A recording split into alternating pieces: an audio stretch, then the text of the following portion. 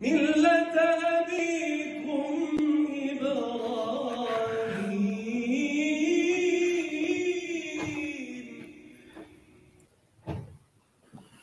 أعوذ بالله من الشيطان الرجيم. يا أبت إني أخاف أن يمسك عذاب من الرحمن فتكون للشيطان وليا قال أراغب أنت عن آلهتي يا إبراهيم لئن لم تنته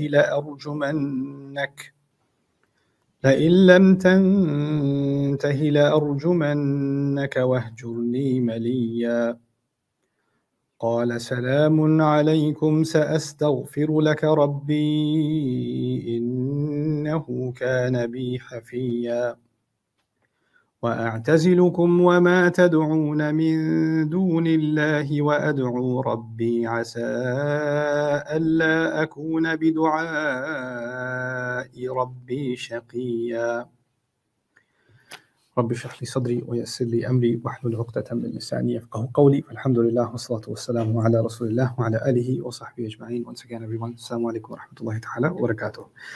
So we're going to continue talking about the exchange between Ibrahim alayhi salam and his father as recorded in Surah Maryam. And the last time we saw that Ibrahim alayhi salam has escalated the issue with his dad, not one statement, not two statements, he keeps on going. First he says, why do you worship something that can't hear, can't benefit, can't see? Then he adds, I have knowledge that you don't have. Knowledge has come to me that you don't have. You need to be following me. I'll guide you to a straight way. Then he added a third, Ya abati la ta'budu shaytan, inna shaytana kana lil-rahmani asiya. Don't worship the devil. That the devil has always been in disobedience to Ar-Rahman. Now we're going to keep going. He's going to add more. He's not done. And he says, alayhi salam, Ya abati la ta'budu shaytan. He says, Ya abati inni akhafu an yamassaka adhabun min ar-Rahman. My father, my beloved father, Dad, I love you. I am afraid that punishment from your master is going to get a hold of you, or it's going to touch you. An yamassaka adhabun min ar-Rahman. فَتَكُونَ لِلشَّيْطَانِ وَلِيًّا. Then you will be a friend to the devil. Now this could be meaning a couple of things, but we'll highlight at least one of those meanings inshallah. So first of all, he now expresses that he's not having this argument with him out of rage or out of anger towards his father. He's actually really scared for his dad. And when you're scared for someone, then that is an expression, a powerful expression of love. And we have to, it's a difficult position that Allah has, one of the difficult tests that Allah has created for prophets throughout history is that they had to speak to their family members and they had to give them the direct message of Islam. And they did this because they don't want their family members to be destroyed. They love their family, but their family would respond with hostility, right? So this was actually a very difficult challenge that Allah had put the messengers through. So sometimes people take shahada and their family, their mom doesn't become Muslim, dad doesn't become Muslim, etc.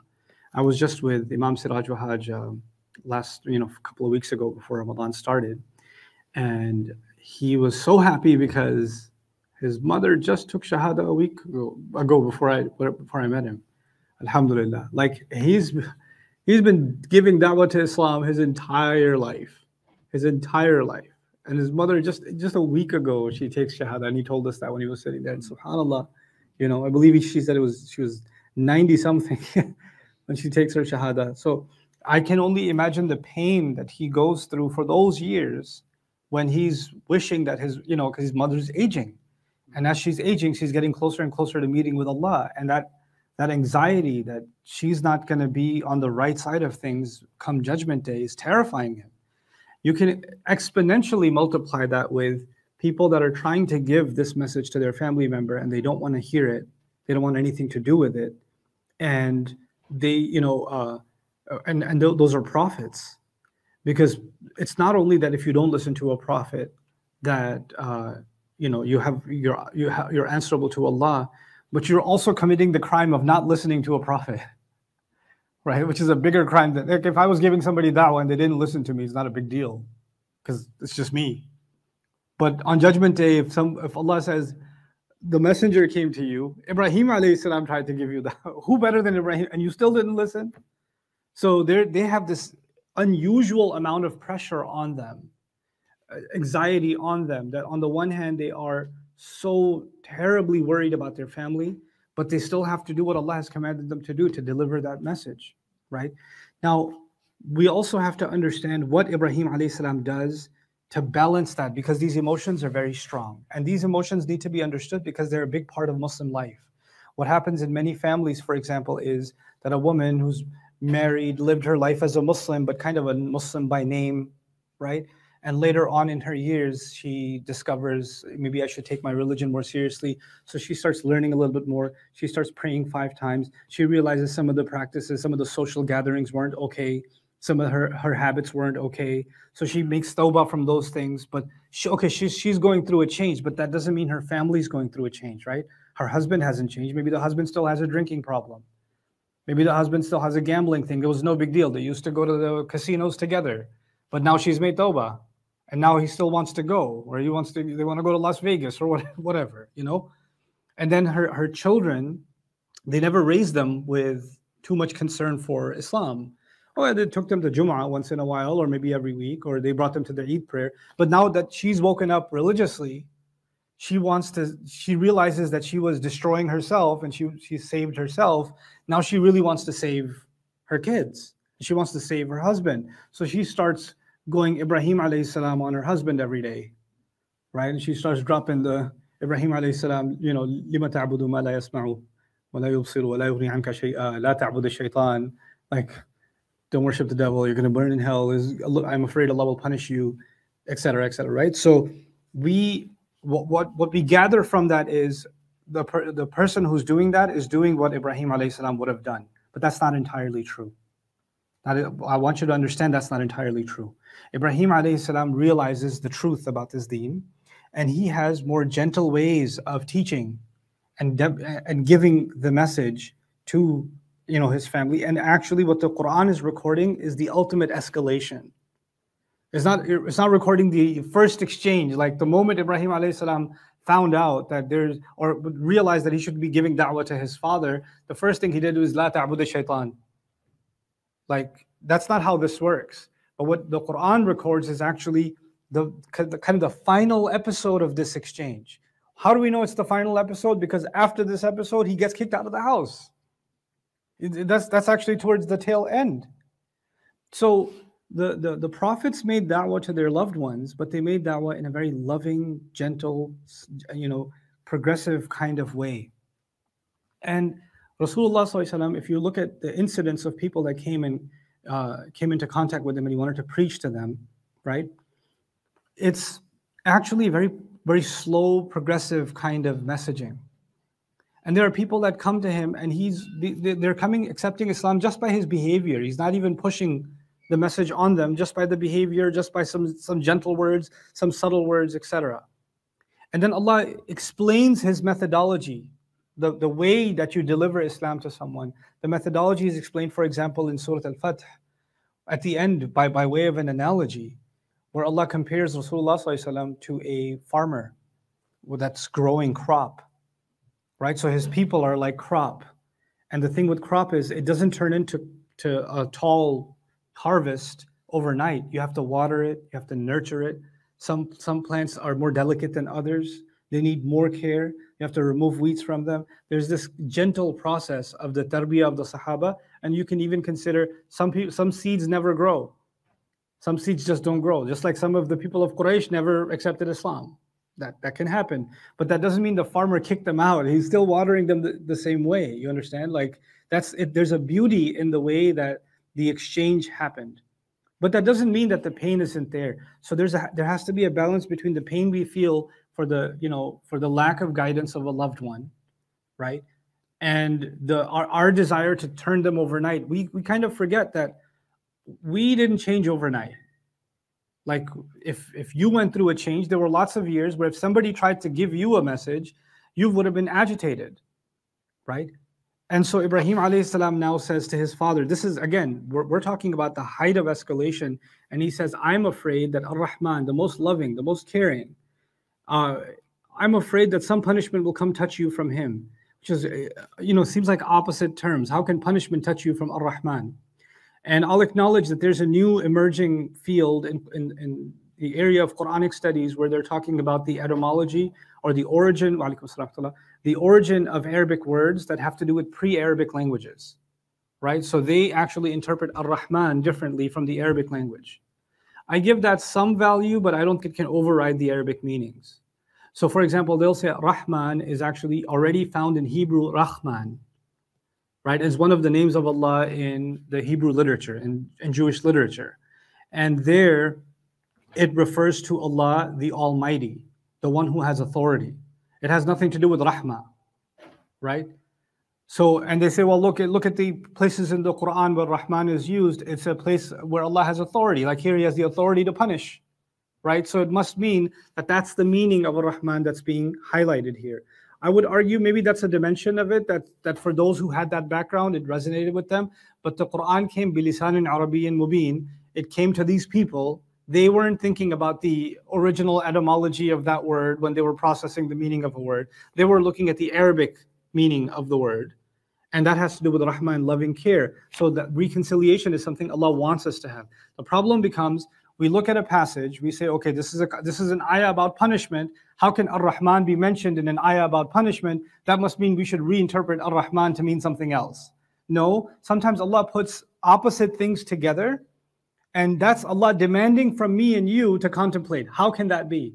Why would Allah do that? Why would Allah put two opposite things together? These are actually opportunities for tadabbur. So one of the things we learn from this ayah, for example, is just because Allah is loving, just because Allah is caring, doesn't give anybody free license or a free ticket away from Allah's punishment. And He could still be loving and caring and still punish. It doesn't negate it. For human beings, either they're loving and caring or they are punishing. They can't be both at the same time. But Allah can be Ar-Rahman and Aziz Dhul-Intiqam at the same time. And even as the beauty of these words from Ibrahim alayhi salam is that he's telling his father, you're going to get punished by Allah. But when he says you're going to get punished, I'm afraid Allah will punish you. But he still wants to talk about Allah in the most loving ways, even when he's talking about Allah punishing. So he, from his point of view, even still calls him what? Ar-Rahman. Like he can't, that's not something he ever lets go of. Now think about that for a moment. Ibrahim alayhi salam's relationship with Allah is such, the way he's discovered Allah, the love he has for Allah is such, that even when he talks about Allah punishing, he doesn't erase from his thought process how much Allah loves and cares. Like that's still ever present in his mind. Today a lot of people have this crisis. How can Allah talk about punishment so much? Allah, what do you mean Allah loves, Allah cares, Allah is Rahim? Look at all these ayat of adab. Right? And they have this crisis about, is the God of the Quran, is the God mentioned in the Quran really merciful or not? Is He a vengeful God? And again, one of the beautiful gifts Ibrahim alayhi salam has given us, just in passing, is as he's talking to his father about the fear that Allah will punish his father, he still referred to Ar-Rahman in the most loving way. So Ibrahim alayhi salam in this ayah has shown love to two. He's shown love to his father in Ya Abati, and he's shown love to Allah with Ar-Rahman. So beautiful. And he has to balance both of them. And he'll never displease Allah, and he doesn't want to make his father, face punishment either. So he says, I'm really afraid that you're going to be, punished. A punishment will touch you from Ar-Rahman. And even an yamassaka adabu min Ar-Rahman. Mas is another interesting word in this ayah. Mas is used in the dictionary sense of the Arabic language. Aqallu darajatil isaba, like the least amount of contact between two things is called mas. So there's lamasa, there's massa, there's other words that you can use for contact, but the most minimum kind of contact is mas in Arabic. So even though he realizes there's a punishment, there's a hope inside him that punishment is minimal. Right? That word is highlighting the love he has for his father and how unbearable that thought is. Even though it's unbearable, he has to face that reality and tell his dad to deal with that reality. If I were to give you an example of that, my dad's going to hate me for this, but I love him so much, I'm going to tell you. So the doctors told him that he needs heart surgery, right? A few years ago. And he's like, no, these doctors don't know anything. I don't listen to them. I'm just going to eat more bananas. I'll be fine. Like, so, and then another doctor, you're going to need it. The stents aren't enough. You're going to need surgery. No, I'm really, and it's understandable. He's terrified. He doesn't want to do it, right? But then thankfully, there was a doctor who was mean enough to say, listen, if you don't do this, this is what's going to happen. I won't spell it out because it hurt for me to hear it. But he spelled it out to him in, tough love, right? I had a friend like that, not in case of my dad. It was a friend I had in Little Arkansas. He's also a cardiologist. And he used to tell me how he treats his patients. Like his patients would come in, oh, so you need stents. Oh, why do I need stents? It's okay. I just, what do you eat? I eat 6 eggs every morning. I do this, that, like cholesterol champion, right? And they're not changing their diet, and they're going to come back for surgery. Now he goes, listen, you don't have to worry about coming back for surgery. You're probably going to die before then. You're going to die. It's going to be painful. I'm pretty sure of it. I would think maybe probably the next week or two. But I don't think you should get surgery. That might be uncomfortable. Death is a lot more convenient for you. Like he would sarcastically and then his patients would get surgery. All right. Because sometimes you do need tough love. But what we're getting with Ibrahim alayhi salam is this, he's sharing a harsh reality, but he's still not letting go of his love for his dad. And he's still speaking about Allah in this most loving way. It's this beautiful, delicate balance that he struck. And then he says, فَتَكُونَ لِلشَّيْطَانِ وَلِيًّا, because then you're going to be a protective friend or an associate of the devils. And what he's telling Allah or telling his father is that on Judgment Day, you're going to be counted on the side of the devil. If you're siding with him now, that's where you're going to be on Judgment Day. That's not what I want for you.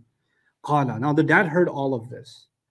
The father's listening and listening and listening and listening. And I want you to kind of, for a moment, I want you to pretend to be the dad.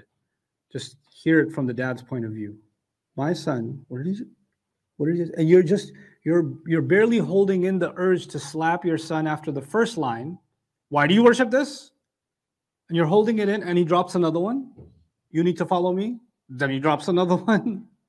Don't worship the devil. What did you say? Worship them.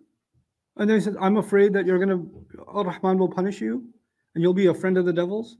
Like he's just on and on and on. And he has to take a step back and say, how am I going to deal with this boy? He's not looking at this as, let me consider what my son is saying. That's not what's on his mind. You know what's on his mind? Wait, so does that mean you're not going to follow my religion anymore? Am I hearing this? Am I hearing some insubordination? Is that what I'm hearing? Like he can't even fathom that the son might be saying something of value to the father. That's not even the relationship. The relationship is, am I hearing that you're going to go a different way than me? The conversation wasn't even about Ibrahim alayhi salam. The conversation was about the father, right? The conversation is the father should be changing his direction in life. But the father is not even considering, oh, should I be changing direction in life? The father's bigger problem is, wait, does that mean you're changing direction? Who are you to even? You're going to forget about, he doesn't even bring up, how dare you talk to me this way? Or how dare you tell me I worship the devil? None of that. Watch this. قَالَ أَرَاغِبٌ أَنْتَ عَنْ آلِهَتِي يَا Ibrahim. This is, Arabic students know, أَنْتَ رَاغِبٌ. أَنْتَ رَاغِبٌ. But this is أَرَاغِبٌ أَنْتَ. Turning away. You. This is, like the predicate of the sentence became the subject of the sentence, strangely. It's been flipped. The khabar is first, the mubtada is second. Turning away. You are. From my gods. Ibrahim. Yeah, Ibrahim. This is not راغب أنت عن آلهتي يا إبراهيم. No, this is راغب أنت عن آلهتي يا إبراهيم. We hear the recitation. We don't know. Allah is capturing a very aggressive moment. The father is raining down on his dad, raining down on his son, and he's just, thunderbolts are coming at him, and he says, "La illam tantahi." If you didn't stop, if you didn't cut this out, I better not hear a word about this again. He says, if that doesn't happen, la arjumannaka, I swear by it, I will stone you to death myself. And then he adds, okay, if you don't stop, I will murder you myself. I'll stone you to death myself. Wahjurni maliya. Get away from me. And don't come back for a long time. Just get out of here. So, but first of all, he said, if you don't stop, I will kill you. Right? That's not about, I want you to know that there's two things. One thing is the Islam of Ibrahim alayhi salam. I want you to remember two things. One thing is what? The Islam of Ibrahim alayhi salam. The second thing is the da'wah of Ibrahim alayhi salam. When he says, if you don't stop, he's stopping him from the da'wah. Not from the Islam of Ibrahim, from the da'wah of Ibrahim. If you keep on doing this da'wah, if you keep telling me about this, well, what am I going to do? I'm going to murder you. I'm going to stone you to death. But even the father already knows the Islam of Ibrahim alayhi salam is impossible to stop. He can't stop that one. So what does he do? He gives two things to do. One, if you keep giving this da'wah, I will kill you. Two, get away from me. And don't come back for a long time. Just go away from me, kind of like forever. Bali means mudda tawila. Go away from me for a long, long time. Go somewhere. I don't want to see your face. Why doesn't he want to see his face? Because he can't even tolerate the sight of Islam.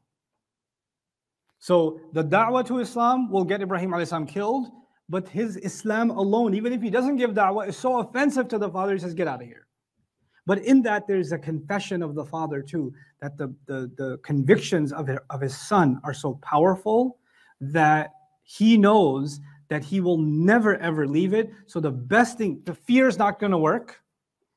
Maybe fear will stop him from giving me da'wah, but fear is not going to work in him leaving Islam, because you can't scare somebody to be stupid. Once somebody has reached a conclusion, you can't threaten them to become dumb again. I can't unknow something. So the only thing I can do now is maybe I can threaten him with distance from me. I know he loves me. How does he know he loves him? He's talking to him even in the most loving way. All over, Ya abati, Ya abati, Ya abati, Ya abati, over and over again. And he's afraid for his father. He loves his dad. So he says, get away from me. So now he's even thinking, Ibrahim will be like, no, I don't want to get away from my dad. I love my dad too much. Okay, maybe I won't show Islam in front of him. Maybe I'll just go along with it.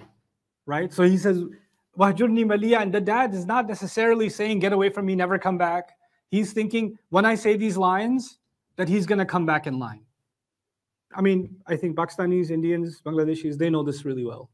Right? Parents do dramatic lines to get you back in line. Right? Mujhe kabhi shakal nahi dikhana apni. Never show me your face again. You know, and why? Because you didn't listen to something. And if they're going to do that dramatic line, that's the way of getting you back in line, right?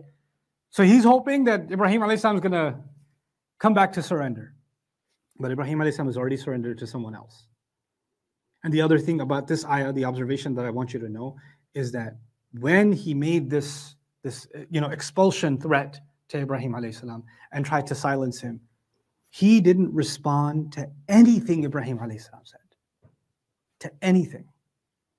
And this is a very powerful tactic of those you love when they are cornered and they know they're wrong. They know they're wrong. They know they're wrong, and they're they're highlighting something that you know is wrong yourself. Later on, we know his entire nation, raja'u ila anfusihim. They looked inside themselves and said, Innakum antumul zalimun. You're the ones that are wrong. Not just him, his entire nation knows they're wrong. But what is the dad doing? He's flipping, it's called flipping the script. He's turning it back around, and you're the one who's offensive. Ibrahim, you're the one that is talking to me. You're abandoning our tradition. Araghibun anta an alihati ya Ibrahim.